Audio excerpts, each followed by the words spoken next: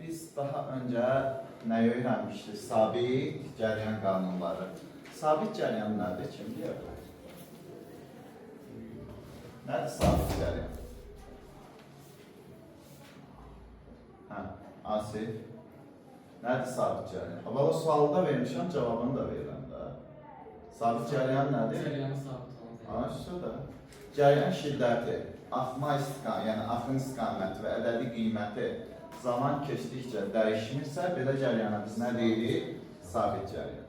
Bugünkü, daha doğrusu həmin mövzuda biz sabit cəryan qanunları öyrənmişdik. Bunlar hansılar idi? Dövlət hissəsi üçün Ohm qanunu, sonra Joule-Lenz qanunu, bir də nə öyrənmişdik? Qapalı dövlət üçün Ohm qanunu və yaxud da qısa şəkildə desə, başqa cür desə, tam dövlət üçün Ohm qanunu da deyilir. Bugün öyrənəcəyimiz mövzu isə dəyişən cəryandır. Dəyişən cəryan nədir?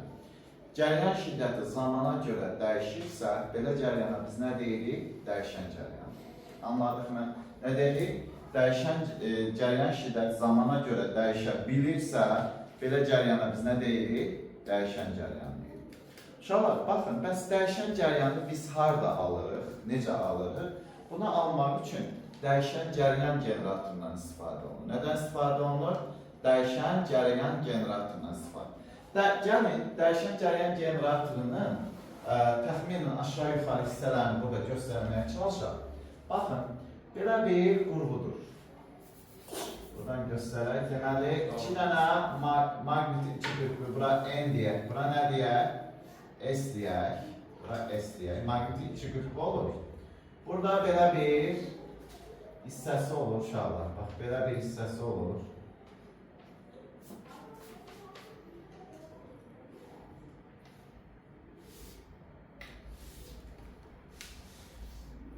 Baxın, bax burada bir maqnetin qütbləri N, bu da nədir? S qütbüdür. Sonra burada nə var? Keçirici çərçivələr. Elə deyil. Bir də uşaqlar, burada bir rotor və stator olmaqla iki hissədən ibarət bir hissələri də var. Baxın, burada induksiya vektoru hardan yönəlirdi? N-dən S-ə doğru yönəlir. Biz bilirik də, elə deyil. N-dən S-ə doğru yönəlir. Elə deyil. Baxın uşaqlar, dəyişən cəryanın əsas hissələri rotor, bir də stator. Rotor hərəkət edirəm demək, yəni fırlanan hissəsidir, hərəkətdə olan hissəsidir dəyişən cəryan generatoru. Ümumiyyətlə fizikada hərəkət var, rotorik hərəkət, yəni fırlanma hərəkət deyirlər. Yəni hərəkət edirəm deməkdir rotor. Stator isə dayanıram deməkdir. Yəni hərəkət etməyən hissəsinə isə biz nə deyirik? Stator deyirik. Yaxşı, bax bu halqa keçirici kontur deyək də, fırlandıqca bunun içərisindəki B-lərin sayı neyinir? Dəyişir. B-lərin sayının dəyişməsi hesabına biz nə almışdıq uşaqlar? İnduksiya həqiqəsi almışdıq və elə deyim.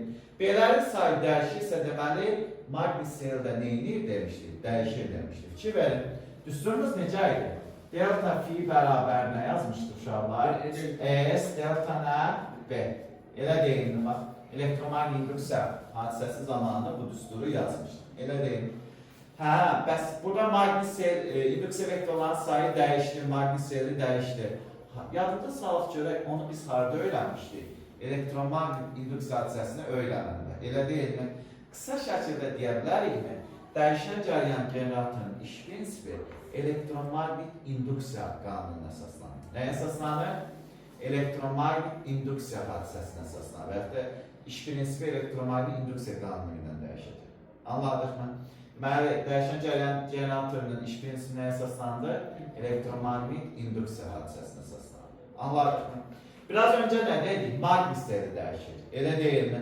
Maqnit-seli deyək ki, hansı qanunla dəyişsin uşaq? Fi bərabərdir. Fi m kosinus omega t qanunu ilə dəyişir. Siz sinusla da dəyişə bilərsiniz. İkisindən biri ilə gedək. Oldu mu?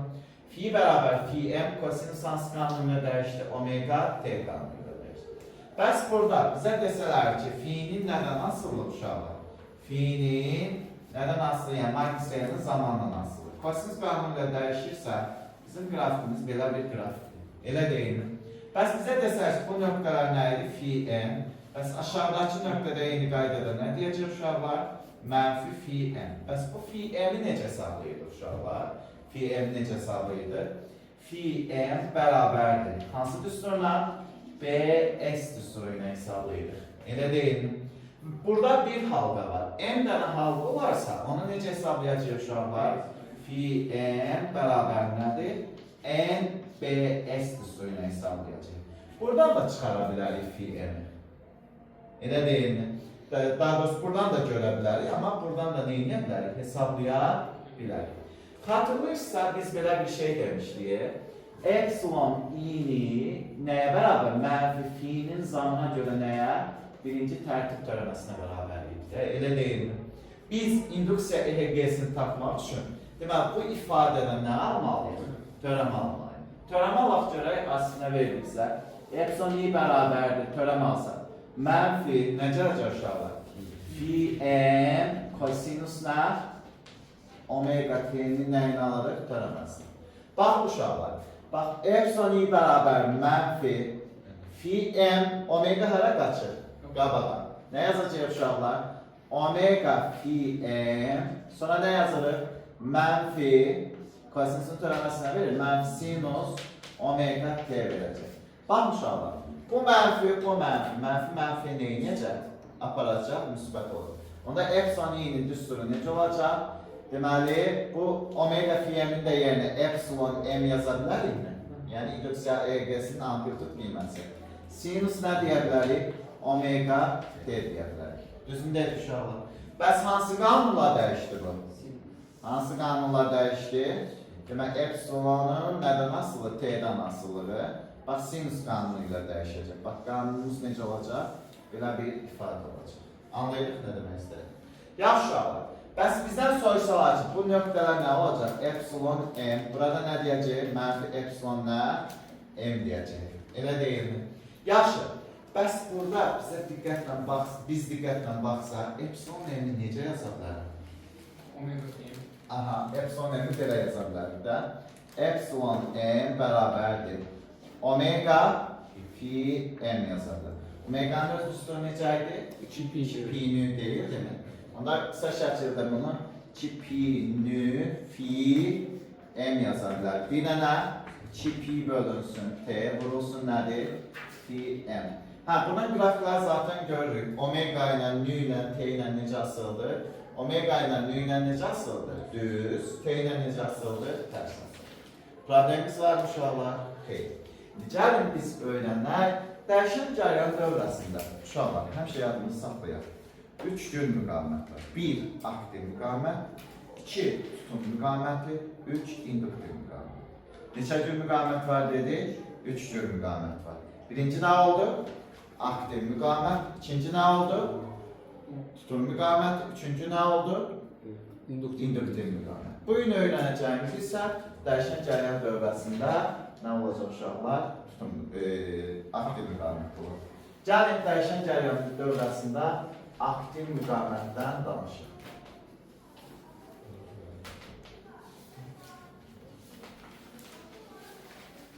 Uşaqlar, dəyişən cəryan dövrəsində aktiv müqavimətdən əvvəl bir şeyi də sizə qeyd edeyim. Bax, dəyişən cəryan dövrəsində dəyişən cəryanın gərginlik rəqslərini izləmək üçün osiloqrafdan istifadə olunur. Nədən istifadə olunur? Yadınıza gəlirsə, biz müqavimətlərlə elektrik cəryan mövzusunda onun haqqında danışmışdır. Və osiloqrafın da iş prinsipi nəyə əsaslanır? Termoelektron emissiya hadisəsinə əsaslanır. Osiloqrafın da şərt işarəsi necədir uşaqlar? Osiloqrafın da şərt işarəsi, belə bir şərt işarəsi var idi da, elə deyil mi? Və iş prinsipi də biraz öncə dediyimiz kimi nəyə əsaslanır? Termoelektron emissiyası. Baxın, dəyişən cəryan dövrəsində aktiv müqavimət. Aktiv müqavimət dedikdə sizin bildiyiniz rezistorun müqaviməti nəzərdə tutulur. Anladınız mı? Və vahidi nə idi uşaqlar? Müqavimətsə vahidi 1 ohmdur. Nədir uşaqlar vahidi? 1 ohm. Bizə desələr ki, bəs 1 ohm BC-də nə verir? Aha, nə verir uşaqlar? Kilogram vurulsun metr kvadrat, bölünsün amper kvadrat, saniyənin nəyi? Kubudur. Deməli, nə oldu? Kilogram vurulsun metr kvadrat, bölünsün amper kvadrat, vurulsun saniyənin kubu. Yaxşı, problemimiz yoxdur? Yox. İndi gəlin, dəyişən cəryan dövrəsində aktiv müqam. Bax, dövrədə nə olur? Bir dənə rezistor olur. Elə deyilmi? Yaxşı, dövrəyə biz qoşaq nə? Nə? Amper metr qoşaq. Həmin dövrəyə bir dənə nə qoşaq? Volt metr qoşaq, təbii ki. Həmin dövrədə deyək ki, bu uclar olsun, sıxaclardır. Baxın, hansıqa, bax, dəyişən cəryan dövrəsində əgər sıxaclar arasında belə dalğalı xətt varsa, demə həmin dövrə nədir? Dəyişən cəryan dövrəsi. Anladıq mı? Yəni, cəryanın dəyişdiyini göstərir. Xatırlayırsa, biz sabit cəryan qanunlarında sıxaclar arasında heç vaxt bu işarəni görmürük. Elə deyil. Amma dəyişən cəryan dövrəsində həmin işarəni görməyimiz bizə adi hal olacaq. Oldu. Hansı qanunla dəyişsin uşaqlar? U bərabərdir özümüzdən tapacaq. Gərginlik nədir? UM sinus nə? Omega T qanunu ilə dəyişir. Sən kosinusla dəyişir. Elə bir önəmi yox. Hə, rezistor müqavimət nasıl nə dedi? L. Elə deyilmi? İndi gəlin. Əgər UM sinus omega T qanunu ilə dəyişirsə, gərginlik dəyişir də, elə deyilmi? Bəs görəsən, cəryan şiddətin hansı qanunla dəyişir? İ'nin düsturu necə uşaqlar? I bərabərdir, U bölünsün R deyildir mi? Elə deyil. Okey. Gətirib mən o U'nun yerinə bu ifadəni yaza bilərəm. Okey. Onda mən nə deyəcəm uşaqlar? Yerinə qoysam UM sinus nə? Omega T bölünsün nə olacaq? R olacaq. UM bölünsün R özü nə verirdi? IM verirdi də. Elə deyil. Onda mən i'ni necə yaza bilərəm uşaqlar? IM sinus nə? Omega T. Düzüm dedik. Baxır uşaqlar. U hansı qanunla dəyişirdi? U hansı qanunla? Sinus qanunuyla. Qrafimiz necə olacaq? Elə bir qrafik olacaq. Bəs I hansı qanunla dəyişir? I hansı qanunla dəyişəcək uşaqlar? Bu da hansı qanunla dəyişir? Sinus qanunuyla dəyişir. Elə deyil. Hə, bəs bizdən soruşan olsa, bunlar arasındakı fazalar fərqi nəyə bərabərdir? Sıfıra bərabərdir. Təsəvvür edək, əgər U sinusla dəyişir, I də sinusla dəyişir. Fazalar fərqi nəyə bərabərdir? Sıfıra bərabərdir. Onda mən nə deyə bilərəm? Delta phi bərabər nədir? Sıfır. Uşaqlar, əgər I ilə onun arasındakı fazalar fərqi sıfıra bərabərdirsə, deməli, gərginlik rəqslər, cəryan şiddətli rəqsləri neyəcək? Gücləndirəcək. Anladıq mı? Nə dedik? Gərginlik rəqsləri, cəryan şiddətinin rəqslərini gücləndirəcək. Gücləndirirsə, deməli, ətrafı nə saçacaq? Nə saçacaq uşaqlar? Sin miqdarı verəcək. Elə deyilmi? Hə, bir şey də sizə deyim, bax, yadımda saxlayaq. Dövrədə nə varsa, rezistor varsa, dövrədə rezistor varsa, həmişə ətrafa nə yayılır sinir? Adi bir şey, televizor. Bizim televizorlarımız yəni işləyir, deyək ki, nədir? Evdə istifadə edildiyi məişət əşyaları işləyir. Sizcə ona gələn cəryan dəyişən cəryandır, yoxsa sabit cəryan? Dəyişən. Okey, əlbəttə dəyişən cəryandır. Elə deyilmi? Yəni artıb azalan cəryandır. Və onun artıb azaldığını biz, məsələn, ona baxıram, gözümlə müşahidə edə bilirəmmi? Xeyr, görə bilmirik. Elə deyilmi? Niyə görə bilmirik? Onu görməkdən ötürü xüsusi növ cihaz. Nədir? Oscillograf lazımdır. Yəni biz ona adı gözləmişik. Amma uşaqlar, bildiyim qədərilə adi, normal cəryanın dəyişmə tezliyi 1500-2000 arasıdır. Yəni təzələn 1500-2000 arası estetiklə neyir? Sürətlə dəyişir. Amma onu gözlə görməyə, müşahidə eləməyə biz imkan vermir gözümüz. Oldu mu? Təbii ki, gözün də dəyişmə tezliyi var da, işığa nədir? İşığın dəyişməsinə adaptasiya tezliyi, onu da yaxşı bilmirəm. Oldu. Yəni o tezliyi, o çox yüksək tezliyi olduğuna görə biz onu müşahidə eləyə bilmirik. Onun üçün nə lazımdır bizə? Oscillograf lazım. Nəysə, əgər delta phi sıfıra bərabərsə, gərginliklə cəryan şiddət bir-birini gücləndirirsə, uşaqlar gücləndirirsə, deməli nə ayrılacaq? Keçən cəryan şiddəti, yəni mexanik enerjinin bir hissəsi, daha doğrusu elektrik enerjisinin bir hissəsi nəyə çevriləcək? İstilik enerjisinə, daxil enerji. Və sıfırdan nə olacaq? Fərqli olacaq. İstilik miqdarı ayrılırsa, güclə nə olacaq uşaqlar? Sıfırdan fərqli olacaq. İndi bunun düsturlarını biraz sonra yazacaq, amma hələlik saxlayaq. Oldu. Gəldi uşaqlar, bax, burada UM, bax, sabit, belə deyək, aktiv müqavimətli dövrə üçün volt amper xarakteristikası. Nəyi uşaqlar? volt amper xətti. Onda bunu necə yaza bilər uşaqlar? IM bərabər nə yazılır? UM və yaxud da 10 qanunda deyə bilərik. UM bölünsün nə olacaq? R olacaq. Bu qanuna görə, bax 10 qanuna görə, aktiv müqavimət dövrədə nədir? Cərəyan şiddəti amplitut qiyməti cərciliyin amplitut qiyməti ilə necə asıldır? Düz mütənsib asıldır. IM, UM-lə olur. Düz mütənsib asıldır. Amma aktiv müqavimətin özü ilə necə asılı uşaqlar?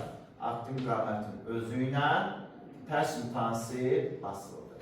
Anlayırıq mı? Yadımıza gəlsə, biz ötən dərslərimizdə demişdik, elektromaqnitlərində rəqsləri və dalğalar mövzusunda. İ'nin nü ilə, T ilə falanla filanla asılığını biz qurmuşduq da. Hansı düzdən? QM omega düsturu ilə. Uşaqlar, burada yadımıza saxlayaq. Baxın, IM, bax, çox önəmli qeyddir. Sonra UM, nə dedik? IM, UM, baxın, nə nü ilə, nə omega ilə, nə də T ilə, eyni qaydadır. Nü, omega, T ilə asılı deyil. Anladıq mı? Hə, bəs bizə desələr ki, R asil. R nə ilə?